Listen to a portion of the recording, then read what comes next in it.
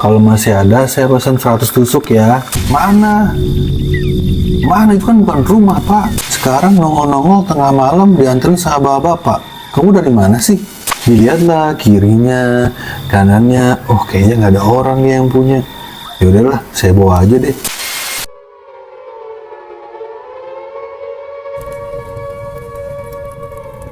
Assalamualaikum warahmatullahi wabarakatuh. Apa kabarnya warga? Sehat? Alhamdulillah. Hari ini gue akan menceritakan tentang seorang pedagang sate keliling yang mengalami kejadian mistis di setiap perjalanannya. Untuk lebih jelasnya, begini cerita warga.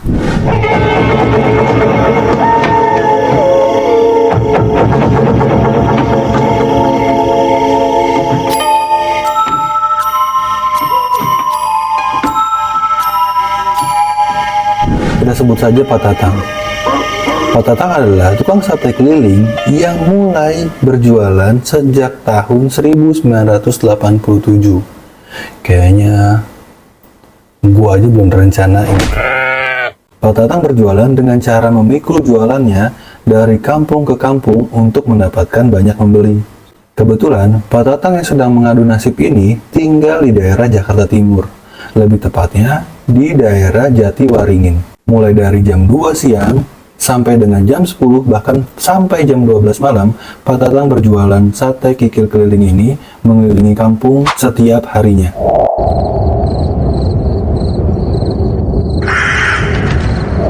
Singkat cerita, pada malam itu Pak Tatang berjualan yang kebetulan jaraknya hampir jauh dari rumahnya. Sampai Pak Tatang harus berjualan, berangkat dan pulang melewati kuburan. Pada saat perjalanan pulang, tiba-tiba ada dua orang wanita cantik yang memanggil Pak Tatang. Lalu si wanita ini ngomong nih, "Bang, sate ya?" "Iya, Neng."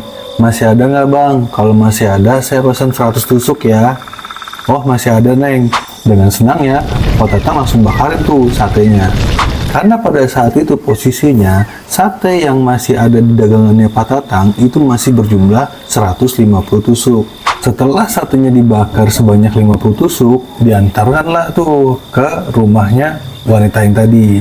Setelah diantar, Pak Tatang kembali lagi untuk membakar 50 tusuk sisanya. Pada saat 50 tusuk sisanya yang sedang dibakar Pak Tatang, tiba-tiba ada sebuah mobil yang melewati Pak Tatang.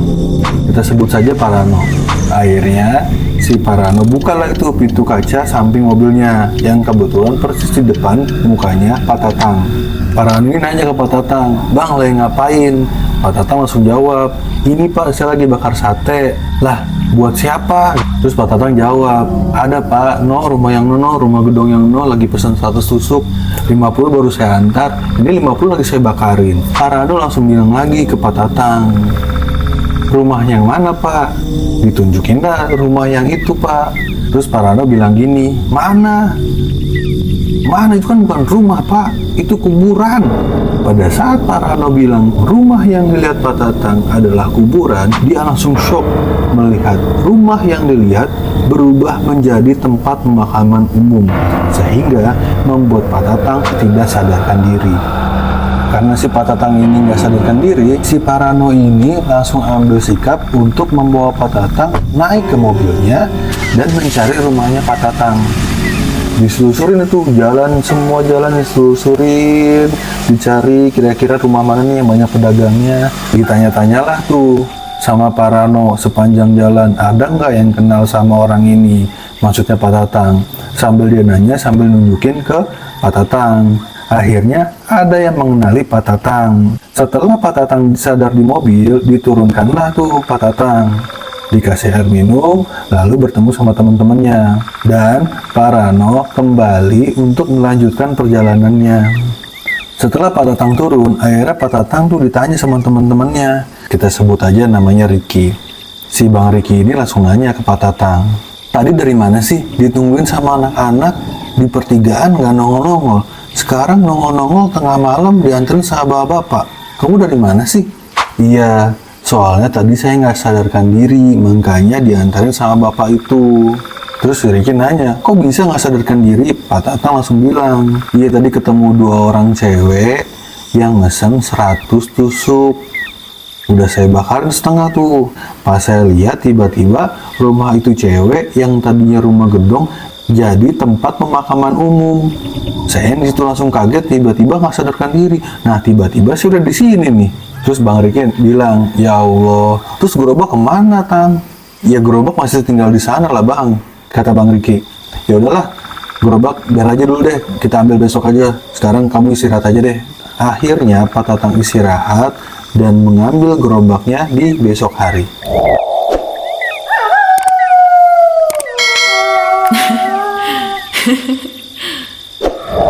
Setelah kejadian itu beberapa hari kemudian, pada saat sekitar jam 10 malam, ketika Pak Tatang berjalan ingin pulang ke rumah, tiba-tiba lampu minyak yang digunakan Pak Tatang untuk berdagang atau untuk menerangi jalannya mati karena kehabisan minyak. Di sana Pak Tatang langsung panik, udah lampu minyaknya habis, lilin juga nggak bawa. Akhirnya Pak Tatang gelap-gelapan tuh. Pada saat jalan, tiba-tiba Pak Tatang melihat sebuah lampu minyak yang nganggur. Nggak ada yang punya, alias nggak ada yang nungguin di situ. Karena posisi lampu ini berada di luar jalan, dilihatlah kirinya, kanannya, oh kayaknya nggak ada orang nih yang punya. Ya udahlah, saya bawa aja deh. Lumayan buat ngebantuin saya nerangin jalan. Akhirnya Pak Tatang ambil tuh lampu buat nerangin jalannya. Senangnya Pak Tatang tuh bukan main, karena dia menemukan lampu yang bisa nerangin jalannya sampai menuju ke arah rumahnya. Belum sampai setengah perjalanan menuju rumahnya, Pak Tatang melewati kuburan dan tiba-tiba tersandung, guys. Tanpa mikir yang aneh-aneh, akhirnya Pak Tatang jalan lagi tuh habis kesandung tadi di kuburan. Dia jalan, tiba-tiba kesandung lagi. Pada saat kesandung, dia ngeliat kok kuburan lagi ya. Ah, ini kayaknya saya capek nih. Jadi nggak fokus. Akhirnya dia jalan lagi tuh.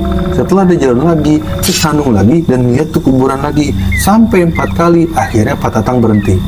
Akhirnya dia berhenti, istirahat dan bilang, ya Allah, kenapa ya nih saya kayak gini ya? Kok saya ke jalan ini terus? Kok saya muter-muter di sini-sini terus? Kenapa ya Allah? Astagfirullahaladzim. Setelah Pak Tatang istighfar, Pak Tatang baru sadar nih guys, bahwa lampu yang dia pakai sebagai penerangannya itu adalah lampu bekas pemandian jenazah. Tanpa disadari, lampu itu membawa ke tempat jenazah dikuburkan atau jenazah dimakamkan. Dan kebetulan kuburan jenazah itu berada tepat di mana Pak Tatang mengalami kejadian kesandung di kuburan. Akhirnya itu lampu ditinggalin sama Pak Tatang di kuburan. Dan Pak Tatang lanjut pulang ke rumah dengan gelap-gelapan. Akhirnya dia pulang sampai rumah dengan selamat. Selesai. Di sini ada hal yang bisa kita ambil dari kejadian Pak Tatang, bahwa dimanapun kita berada, jangan sampai nih pikiran kosong nih. Kita juga nggak bisa nyalain Pak Tatang ya.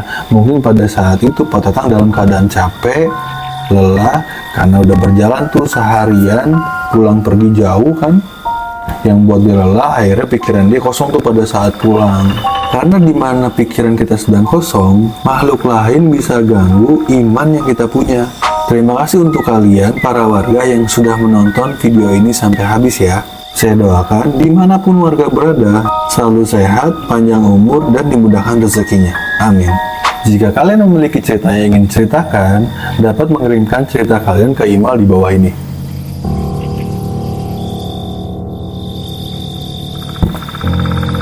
Oke, terima kasih.